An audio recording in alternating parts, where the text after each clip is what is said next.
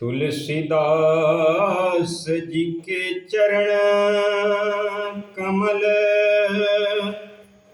बारंबार मना, गुण गाऊं सिय राम के हनुमत हो सहाय।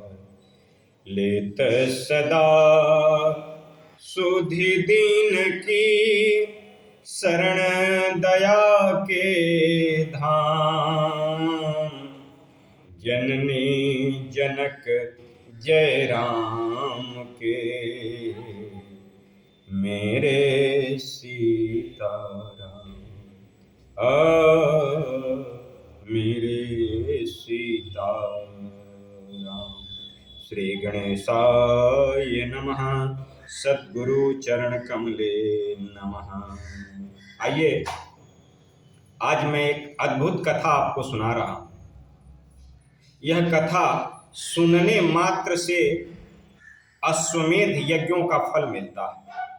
केवल श्रवण किया जाए, कानों से सुना जाए तो अश्वमेध यज्ञ का फल मिलता है। आपने सुना होगा कि माँ के गर्भ में अगर बच्चा कोई अच्छा चीज सुनता है, अभिमन्यु ने माँ के गर्भ में सुना था, तो सुनने का प्रभाव इतना प्रबल था कि केवल सुनने मात्र से चक्रव्यूह के विभेदन करने की क्षमता उनके अंदर आ गई थी, केवल सुनने मात्र से। तो सुनने का बहुत अच्छा अध्याय है, सुना जाना चाहिए। सुनने से भगवान नारद मुनि ने भगवान विष्णु से पूछा, तो भगवान ने यही बताया कि श्रवणम कीर्तनम विष्णु। सुनने से कुशल हो जाता है। आजकल किसी के पास अगर टाइम नहीं है तो केवल श्रवण करें। तो जो मैं कथा आज आपको सुनाने जा रहा हूँ, यह कथा सुनने से अश्वमेध यज्ञ का फल मिलता है। ऐसा मैं नहीं, वाल्मीकि जी ने कहा है। मैं वाल्मीकि जी रामायण की एक घटना आपको सुनाने जा रहा हूँ। कतिपय काफ़ी कम लोग ही जानते हैं, लेकिन फिर भी हरिओम। घटना उस समय की है कि जब रामचंद्र जी रावण पर विजय के उपरांत अयोध्यापुरी, श्रीधाम अयोध्यापुरी में आ गए और निवास करने लगे, तो कहीं न कहीं उनके मन में एक चीज हमेशा खटकते रहता है कि हमने जिनका विनाश किया है, जिनको मारा है, वो ब्राह्मण खानदान का है। उत्तम कुल पुलस्त कर नाती। उत्तम कुल में जन्म लिया था रावण। पुलस्य का नाती था। विशेषरवा का पुत्र था। माता कैकसी का पुत्र था। तो ऐसे उत्तम कुल में रावण पैदा लिया है। केवल कर्म से गिर जाने के कारण वह राक्षस योनि में आ गया। कितना सुंदर जिसका कुल है तो ब्राह्मण कुल का। भगवान को कहीं ना कहीं लगता है कि हमने ब्राह्मण कुल में एक आदमी को मारा है। ऐसा हमेशा भगवान सोचते रहते हैं। दूसरी घटना तब होती है, वाल्मीकि जी कहते हैं कि माता जानकी जी जिस समय गर्भावस्था में थी, अपने शरीर को लेकर के अब वाल्मीकि जी के आश्रम में चली जाती है। आप सारी घटनाओं को जानते हैं। तो यह सोच के भी भगवान को लगता है कि कहीं कुछ मेरे साथ हो तो नहीं रहा है। क्योंकि भगवान है, लेकिन उन्होंने शरीर धारण किया है, तो शरीर का भी अपना एक धर्म है। इस शरीर को धारण करने वाला चाहे कोई हो, उसको मरना पड़ेगा, उसको कुछ पाप सहना पड़ेगा, क्योंकि कर्म और अकर्म दोनों हो जाते हैं इस शरीर से। तो इस शरीर को भोगना ही पड़ेगा। भगवान यह बात सोचते हैं। और ये घटना जानकी जी वाली जो घटना हो गई, उस पर तो भगवान और सोचने लगे, क्योंकि भगवान धर्म के अवतार हैं। रामः धर्मः विग्रह। और बाली कहता है कि धर्म हेतु अवतरऊं गोसाई, अमारहु मोही व्याधि की नाई। कहा कि हे भगवान, आपने तो धर्म के लिए अवतार लिया है और एक व्याधि के जैसा मुझे मार रहे हैं। तो भगवान के मन में कहीं न कहीं है। महर्षि वाल्मीकि जी लिखते हैं 83वें अध्याय में लिखते हैं महर्षि वाल्मीकि कि एक दिन की बात है कि भगवान ने अपने सभी भाइयों को इकट्ठा किया और भगवान इकट्ठा करके उनसे विचार विमर्श किया कि हे भ्राता, आप लोग हमको बताइए कि हम तो लंका युद्ध के पश्चात यहाँ आए और कुछ सुकर्म, कुछ दान पुण्य यज्ञ अनुष्ठान करें ताकि हमारी प्रजा सुख शांति से रहे, हम सुख शांति से रहें, किसी तरह का विघटन हमारे परिवार में न आए। आखिर ऐसा कौन सा यज्ञ किया जाए? भगवान मन में सोच रहे हैं कि राजसू यज्ञ किया जाए, राजसू यज्ञ से हमको शांति मिलेगी। तो भगवान ने सभी भाइयों को एक दिन आपस में सबको बुलाया और वाल्मीकि जी लिखते हैं अस्मिन् हनियक्षा चिंतयाम तन्मया सह हितं चायति युक्तं च प्रत्यो वर्तुकमहर्ष च प्रत्यो वर्तुकमहर्ष। सभी भाइयों को बुलाया, बैठाया और कहा कि हे भरत, हे लक्ष्मण, अब हम लोग मिल के विचार करें कि हम ऐसा कौन सा पुण्य काम करें, ऐसा कौन सा पुण्य अर्जित करने का काम करें जिससे हमारी प्रजा और सारे लोग अच्छी तरह से रहें, सुख शांति बनी रहे। हमको पुण्य करना चाहिए। सुमित्रा नंदन लक्ष्मण जी ने, पहले भरत जी ने अपने विचार रखे, फिर लक्ष्मण जी ने विचार रखे।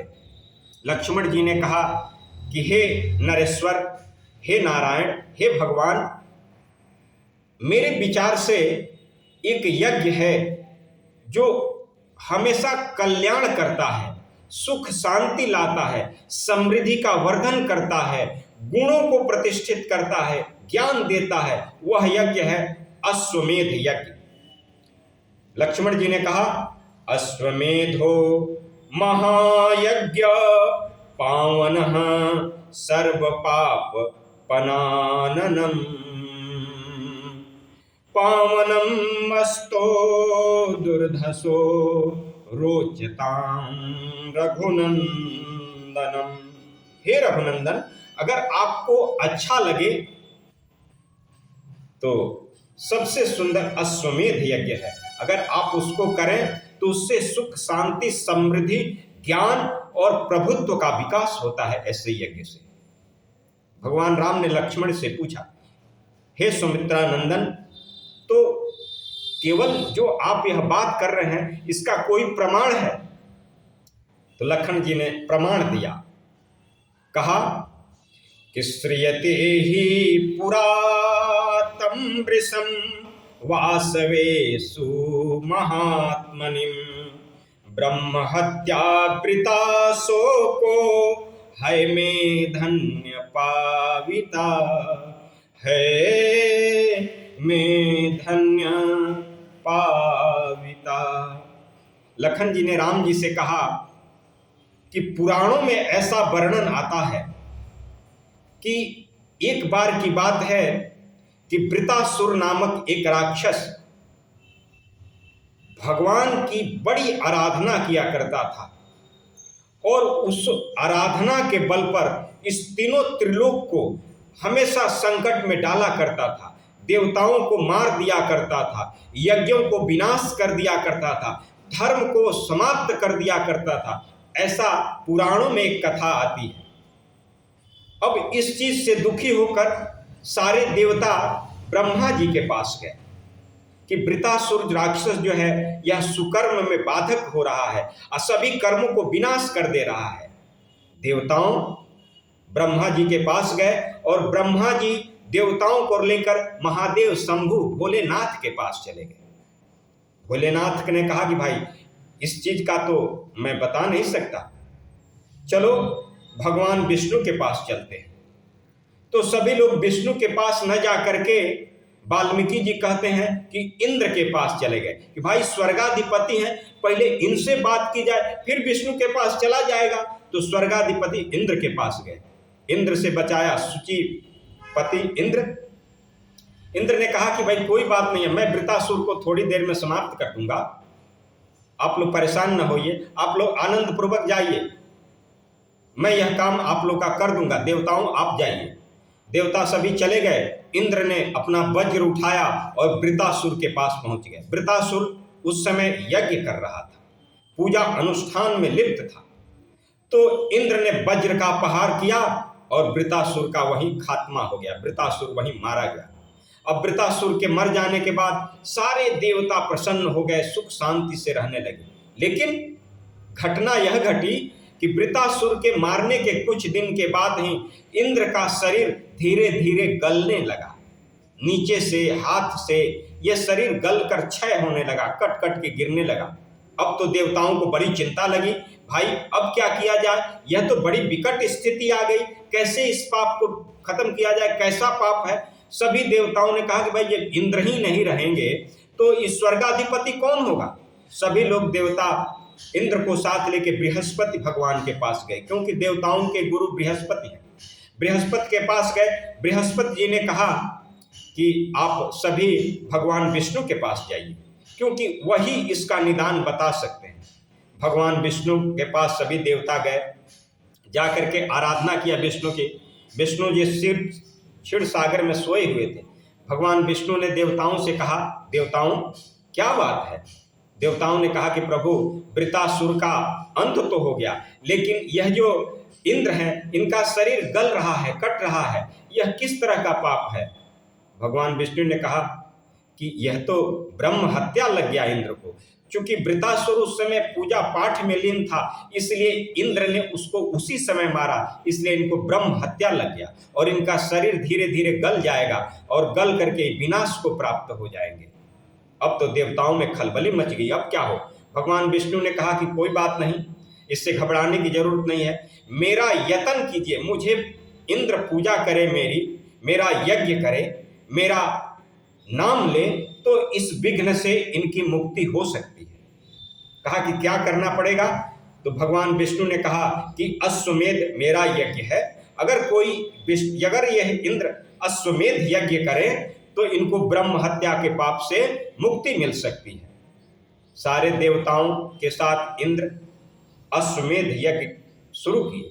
अश्वमेध यज्ञ बहुत सुंदर यज्ञ शुरू किए। सारे विद्वानों को बुलाएं, सारे ऋषियों को बुलाएं, सारे देवताओं को बुलाएं। शिव प्रतिष्ठित थे, ब्रह्मा प्रतिष्ठित थे, स्वयं नारायण भी उसमें प्रतिष्ठित थे और यज्ञ संपन्न हुआ। यज्ञ संपन्न होने के बाद ब्रह्म हत्या जो है इंद्र को छोड़ करके देवताओं के पास आ गया। देवताओं के पास जब ब्रह्म हत्या आया, बोला कि अरे देवताओं, मैंने तो इंद्र को छोड़ दिया, लेकिन मेरे लिए कोई जगह बताओ जहां मैं जाके रहूं, आखिर मैं जाऊंगा कहां। देवताओं ने काफी विचार विमर्श करके ब्रह्म हत्या को 4 जगह दिया। कहा तेतां चुस्ततो देवा सतुर्वर्णां पृथिः संनिवताः चतुर्विभाजं तमानः माननेव दुरासते माननेव दुरासते। देवताओं ने कहा, हे ब्रह्म हत्या, आप अपने को 4 भाग में बांट लीजिए। पहला अंश आप बरसात के महीनों में सभी नदियों में निवास कीजिए। तो ब्रह्म हत्या जो है पहले भाग से बरसात के दिनों में पवित्र से पवित्र नदियों में निवास करता है। इसलिए जो लोग 4 महीने में, ये चातुर्मास में, बरसात के सीजन में नदियों में नहाते हैं, उनको एक तरह से ब्रह्म हत्या का कुछ पाप लग जाता है। दूसरा, देवताओं ने स्थान बताया कि आप स्त्रियों के पास चले जाइए। जब स्त्रियां, मासिक धर्म आता है स्त्रियों का, जो प्रौढ़ स्त्रियां हैं उनमें मासिक धर्म आता है, उस रूप में आप जाके प्रतिष्ठित रहिए। तो उस रूप में जो उनका सहयोग कर लेगा तो एक तरह से हे ब्रह्म हत्या, तो आप उनको लगेंगे, आप उनको प्राप्त होंगे। तीसरा स्थान दिया इस पृथ्वी पर कि हे ब्रह्म हत्या, तीसरे भाग से आप इस पृथ्वी पर विराजमान हो जाइए। कहा कि पृथ्वी, तो जो अकारण पृथ्वी को खोदेगा, जो अकारण पृथ्वी का नुकसान करेगा, उसको ब्रह्म हत्या का एक पाप लगेगा। जब कोई काम हो तो पृथ्वी खोदने से पहले पृथ्वी की पूजा कीजिए, आराधना कीजिए। जैसे घर बनाने से पहले भूमि पूजन होता है। हमारे यहाँ प्रथा थी कि पहले जब खेत जोतने से पहले लोग खेतों में जाके पूजा किया करते थे और पूजा करके फिर दूसरे दिन से खेत की जुताई होती थी। यह धर्म विलुप्त होते जा रहा है। तो इस तरह से जो लोग अकारण पृथ्वी को खोदना चालू करते हैं उनको भी ब्रह्म हत्या का पाप लगता है। और चौथा कारण बताया कि भाई चौथा ब्रह्म अंश जो है, हे ब्रह्म हत्या, चौथा अंश लेकर के और आप वहां जाके निवास कीजिए। जब कोई धर्मात्मा व्यक्ति की कोई हत्या कर देगा तो उस आदमी को ब्रह्म हत्या का पाप लगेगा, चाहे वो किसी वर्ण का हो, किसी वर्ण का धर्मात्मा आदमी हो, धर्म का आचरण करने वाला आदमी हो, अगर उसकी हत्या कोई कर देता है तो उसको ब्रह्म हत्या का पाप लगेगा। ये कोई जरूरी नहीं है कि वो ब्राह्मण ही हो, वाल्मीकि जी ऐसा लिखते हैं। और दूसरा चीज, इस तरह से ब्रह्म हत्या ने अपने अपने चारों जगहों पर जाके प्रतिष्ठित हो गया और इंद्र मुक्त हो गए ब्रह्म हत्या से, इंद्र सुंदर हो गए, चारों तरफ सुख शांति समृद्धि व्याप्त हो गई।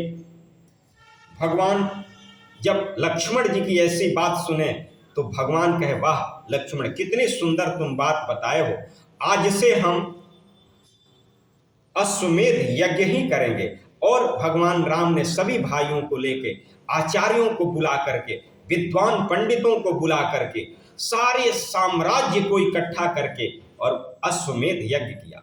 वाल्मीकि जी लिखते हैं कि भगवान ने 10,000 वर्षों तक अश्वमेध यज्ञ किया, वाजपेयी यज्ञ किया और इस पृथ्वी का यज्ञों से, और इतना सुवर्ण दान दिया, क्योंकि भगवान के खजाना के मालिक तो कुबेर हैं। जब भगवान को स्वर्ण की कमी हो जाती, खजानों की कमी हो जाती तो कुबेर दे जाते थे। इसलिए भगवान ने इतना सुवर्ण का दान किया, वाल्मीकि जी लिखते हैं कि सब लोग अच्छे हो गए। एवमेव नरश्रेष्ठ यदा बदसी लक्ष्मण वृताधातम शेषणम बाजिमेदम फलम यतः। हे नरश्रेष्ठ, भगवान ने कहा, हे नरश्रेष्ठ लक्ष्मण, आपने ऐसी सुंदर कथा सुनाई है, ऐसी सुंदर कथा बताई है जो इस दुनिया में कोई बता नहीं सकता। महर्षि वाल्मीकि जी लिखते हैं कि इस कथा को केवल सुनने मात्र से किसी भी मनुष्य को केवल एक अश्वमेध यज्ञ का फल मिलता है। अगर वह आदमी प्रत्येक दिन इस कथा को सुनता है, मनन करता है, केवल श्रवण मात्र से उसको एक अश्वमेध यज्ञों का फल मिलता है। तो यह कथा आपको कितनी अच्छी ज्ञानवर्धक लगी। इस कथा को कहते हुए मैं बहुत हर्ष अनुभव कर रहा हूं और आपसे निवेदन करता हूं कि आप मेरे चैनल को सब्सक्राइब कीजिए, लाइक कीजिए और कमेंट बॉक्स में कमेंट लिखिए। इसलिए इतने कथा सुना करके मैं आपसे विदा लेता हूँ। हरिओम शरणम, हरिओम शरणम, हरिओम।